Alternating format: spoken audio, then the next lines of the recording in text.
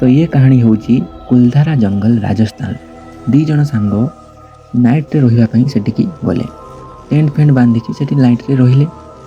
ठीक गुटे कि दीटा ହେଇଛି ସେମାନଙ୍କୁ କିଛି ଆସିବା ବା ଚାଲିବାର ଶବ୍ଦ ଶୁଭିଲା। ସେମାନେ ଭାବିଲେ କିଛି ପଶୁପକ୍ଷୀ କିମ୍ବା କିଛି ହେଇଥିପାରେ। ତ ସେମାନେ ଶୋଇଗଲେ। କିଛି ସମୟ ପରେ ପୁଣି ସେମ୍ ଥିଙ୍ଗ ତାଙ୍କ ସାଙ୍ଗରେ ଘଟିଲା। ସେମାନେ ବାହାରକୁ ଆସିଲେ, ଦେଖିଲେ ଗୋଟେ ବହୁତ ବଡ଼ ଲମ୍ବା ପାଦ ଚିହ୍ନ ତାଙ୍କ ଟେଣ୍ଟର ପଛପଟରେ ପଡ଼ିଛି, ଯାହାକି ମଣିଷର ହେଇ ହିଁ ନପାରେ। ତ ସେମାନେ ଟିକେ ଡରିଗଲେ, ଚାରିଆଡ଼କୁ ଦେଖିଲେ ଟର୍ଚ୍ଚ ଜାଳି। ହଠାତ୍ କିନା ଦେଖିଲେ ତାଙ୍କ ଟେଣ୍ଟ ସାଇଡ଼୍ରେ ଗୋଟେ ଗଛ, ଯେଉଁଥିରେ ଗୋଟେ କଣ୍ଢେଇ ଟଙ୍ଗା ହେଇଛି। କଣ୍ଢେଇଟି ପୁରା ଏକ ଟେଣ୍ଟକୁ ଅନଉଛି। ସେମାନେ ଆଶ୍ଚର୍ଯ୍ୟ ହୋଇଗଲେ, କାରଣ ଦିନ ବେଳା ସେ ଗଛ ହିଁ ସେଠାରେ ନଥିଲା।